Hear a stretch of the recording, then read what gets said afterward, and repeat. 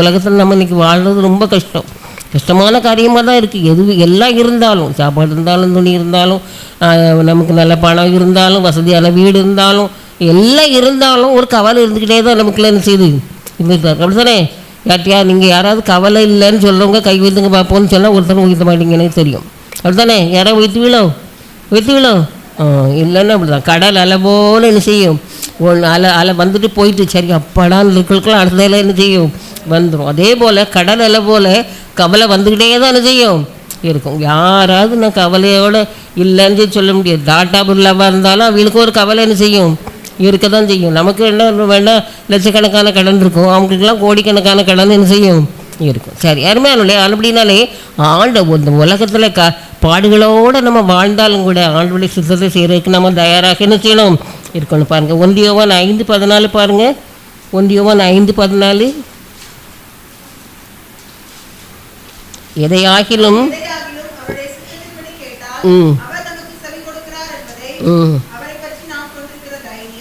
அப்படி தானே, எதையாகிலும் அவருடைய சித்தத்தின்படி நம்ம என்ன செய்யணும் கேட்கணும். எதையாவது அவருடைய சித்தத்தின்படி செய்யும்போது அது என்ன செய்யும் நமக்கு என்ன செய்யும் கிடைக்கும்.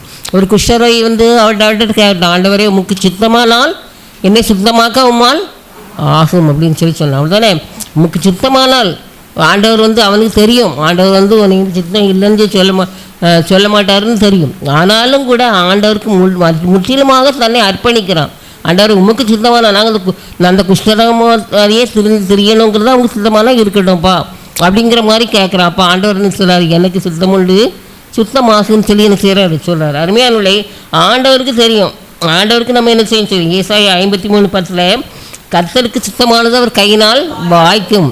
கர்த்தருக்கு சித்தமானது அவர் கையினால் வாய்க்கும் இருக்கு. ஆண்டவருக்கு தெரியும். நம்ம அநேக நேரங்களில் நினைக்கிறோம் நம்ம அதை கேட்டோம் எவ்வளோ வருஷம் ஆயிடுச்சு அப்படி, ஆனாலும் நமக்கு என்ன செய்ய மாட்டேங்கு கிடைக்க மாட்டேங்கு அப்படின்னு சொல்லிட்டு பாருங்கள். ஒரு சின்ன பிள்ளைகள் நமக்கு ரொம்ப அருமை தான். ஆனால் அந்த பிள்ளைகள் குழந்தை பிறந்து நம்ம அந்த பிள்ளையை கீழே போடக்கூட நமக்கு மனசே என்ன செய்யாது வராது. அதனுடைய கையை பார்த்து காலை பார்த்து கண்ணை பார்த்து அதை நம்ம அட்மையர் பண்ணிக்கிட்டே இருப்போம். அப்படி தானே, எப்படி சின்ன கை அதில் கூட சின்ன ரேகை அப்படிலாம் எனக்கு நான் சின்ன பிள்ளைகளை தூக்கணும் அப்படி தான் எனக்கு என்ன செய்யணும். ஆண்டவர் எவ்வளோ ஞாபகமாக அந்த விரையில் இந்த இதெல்லாம் போட்டுருக்காரு அப்படின்னு சொல்லி தான் என்ன செய்ய எனக்கு வரும். அருமையாக அப்படி இருக்கும் பொழுது அந்த பிள்ளை இவ்வளவோ அருமை தான் நமக்கு. நம்ம எல்லோரும் உட்காந்து சாப்பிட்றோம், தாயானமாக மடியில் அந்த குழந்தைய வச்சுருக்கான்னு வச்சுருங்களேன். சரி, ஒரு 3 மாதம் குழந்தை தான் வச்சுருக்கான்னு வச்சுருங்க, நல்லா முகம் பார்த்து என்ன செய்யும் சிரிக்கும். அப்படி தான் நான் சிரித்தோடனே நமக்கு பிரியாணி சாப்பிட்டுட்டு இருக்கோன்னு வச்சுடுங்க, அதில் ஒரு துண்டை எடுத்து கொஞ்சோண்டு எடுத்து வாய்க்கில் என்ன செய்வோம் போடுவோமா போட்டுருவோமோ போட மாட்டோம். அவ்வளோதானே தெரியும் பிள்ளைக்கு எது சமைக்கும்னு சொல்லி நமக்கு என்ன செய்யும் தாய்மாருக்கு தெரியும், நல்ல தாய்க்கு தெரியும். ஒரு லூஸ் மாதிரி இருந்துச்சுன்னா மென்டலாக இருந்துச்சுன்னா என்ன செய்யும் துண்டுரும். அப்படி ஒன்று இந்த இதெல்லாம் பருப்போடையெல்லாம் பிடிச்சி கொடுத்து ஒரு மென்டல் கொடுக்கவே நான் என்ன செய்தேன் பார்த்தேன் சார்ந்தாங்களும் பஸ் ஸ்டாண்டில். அப்போ நம்ம நல்ல நிலைமையில் இருக்கிற ஒரு தாயை என்ன செய்ய மாட்டோம் கொடுக்கவே மாட்டோம். அதுபோல் தான் நம்முடைய தாயை விட மேலாண்டவர் யார் நம்முடைய ஆண்டவர் தெரியும்.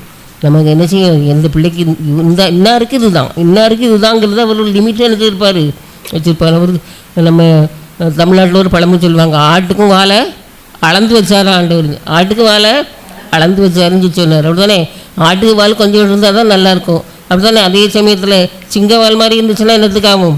அப்படி தானே யோசித்து பாருங்கள். அது நான் சொல்ல விரும்பலை. ஆகையினால நம்ம என்ன செய்யணும், ஆண்டவருக்கு நம்மளே தெரியும். நம்ம அவருடைய சித்தத்தின்படி நம்ம கேட்டால் அவர் என்ன செய்வார் அது தருவார்.